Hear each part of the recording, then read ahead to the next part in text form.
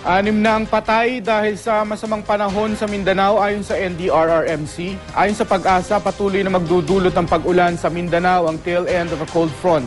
Inaasahan ng katamtaman hanggang sa paminsan-minsang malakas na ulan sa Davao Region, Soc-Sargen at Caraga. Posible yung magdulot ng flash flood at landslides.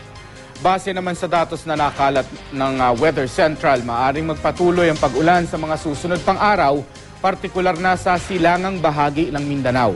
Kaya inaabisuhan po ang mga residente dyan na manatiling alerto at handa sa posibleng paglikas.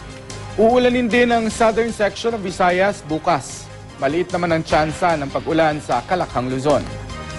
Naglabas naman ang Pag-asa ng gale warning dahil sa mataas na alon sa seaboards ng Luzon at eastern seaboards ng Visayas at Mindanao. Epekto raw ito ng hanging amihan. Sa wave map ng Weather Central, aabot sa mahigit 4 na metro ang taas ng alon sa mga naturang baybayin ngayong araw. Delikado ang pumalaot doon lalo na sa mga gumagamit ng maliliit na sasakyang pandagat. Para sa karagdagang weather update, puntahan lang ang website o Facebook page ng GMA Weather.